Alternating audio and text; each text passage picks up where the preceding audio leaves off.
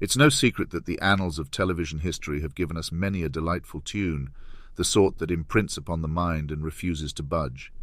From the haunting ballads of period dramas to the catchy refrains of sitcoms, a theme song has the power to elevate or diminish the very essence of a show.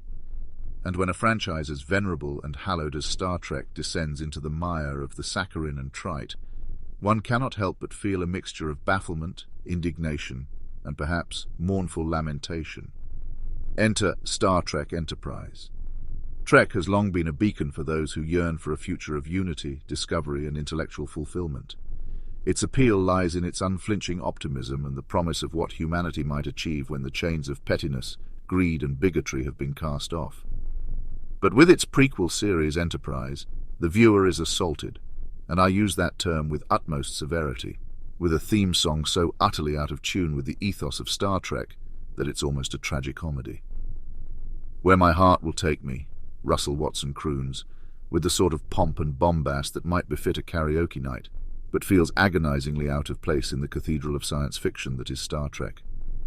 The soaring rhetoric of Captain Kirk or the stoic wisdom of Captain Picard is replaced by a pop ballad, more suitable for a particularly emotional episode of a soap opera than the vast expanse of space. It's as if Wagner had been abruptly switched for Barry Manilow in the midst of a grand opera. The visuals that accompany this tune are equally bemusing. A montage of exploration milestones from the sailing ships of yore to the space shuttle seems more at home in a documentary celebrating human ingenuity rather than an introduction to the bold frontiers of the 22nd century. To equate the daring voyages of seafarers and astronauts with such a maudlin ditty is to do disservice not only to those brave souls, but to the very essence of exploration itself. The creators might argue that their intent was to ground this Star Trek prequel in a sense of historical continuum, to remind us of humanity's eternal quest for knowledge. But the execution is so ham-fisted, so bereft of subtlety, that one is left gaping in astonishment rather than reflection. It is as if Tolstoy, in the midst of crafting War and Peace, decided to inject a chapter from a pulp romance novel. The dissonance is jarring, the betrayal palpable. Star Trek Enterprise sought to return to the roots to chart the course of humanity's first steps into the cosmos.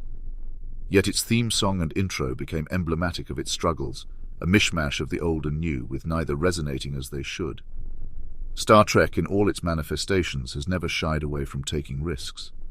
But with this baffling choice, one must wonder if the gamble was worth the spin.